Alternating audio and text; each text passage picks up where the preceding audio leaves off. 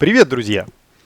У меня есть кролик, которого мне пришлось спасать от тяжелого ринита в совсем-совсем юном возрасте.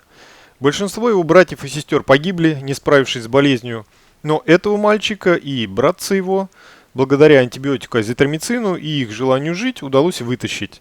В результате данный мальчик стал любимцем, домашним питомцем, который это прекрасно знает и ведет себя соответственно. За то, что долгое время из-за ринита крольчонок чихал и размазывал сопли по мордочке, получил кличку Почихунчик.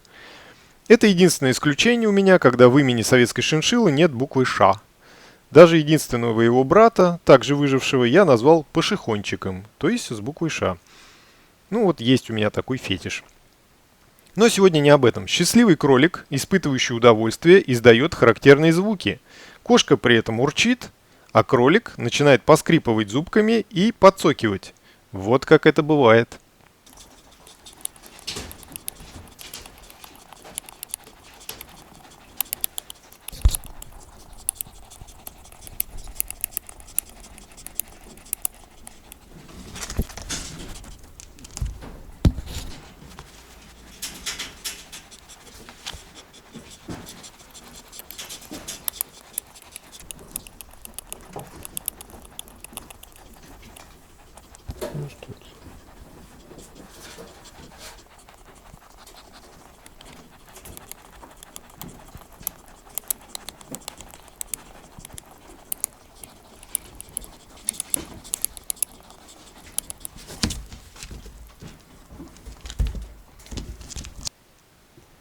Самое главное, когда выпускаешь тосковавшегося почихунчика из клетки, уворачиваться от него первые несколько минут прогулки, так как кролик от избытка чувств норовит обязательно пометить хозяина, брызгая своей струей, чтобы точно знать, что вы весь всецело его.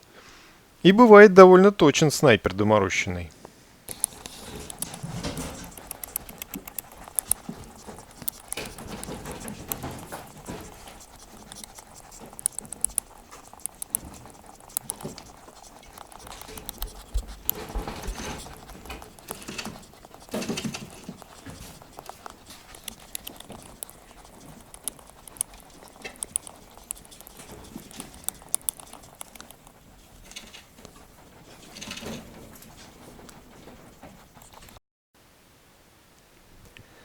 Правильное поглаживание кроликов, когда пальцы образуют когтистую лапу. Стиль орлиный коготь. И это уже не поглаживание, а скорее почесывание. Так кролик впадает в эйфорию. Но и от простого поглаживания ушастик не откажется. Обязательно надо погладить лобик от носа до ушек. И за ушками почесать. Сами уши не надо гладить, это ни к чему. От удовольствия хвостик торчит, а кролик ложится и не думает сбегать.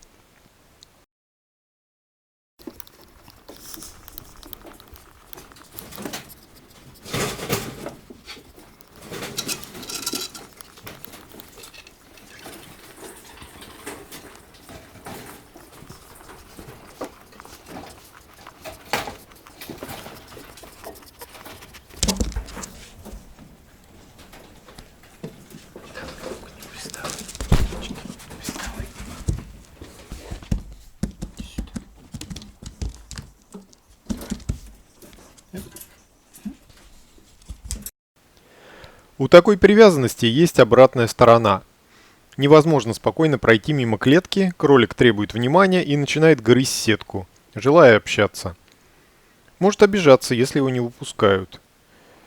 Кошка моя раньше играла с кроликом, они постоянно гонялись друг за другом, но когда почихунчик стал взрослым, кошка разумно предпочитает наблюдать за ним, заняв высокопоставленное положение. Прирученный кролик, с детства привыкший к вниманию, очень привязывается и подчас бывает отзывчивее кошек. Кошка все-таки часто может демонстрировать независимость, а для кролика вы всегда в центре внимания. Очень любит ласку и гулять. Кому видео понравилось, ставьте лайк. Кому не понравился почихунчик, дизлайк. Не стесняйтесь в комментариях, я, как правило, всем отвечаю. С вами был фермер-одиночка и почихунчик. До новых встреч!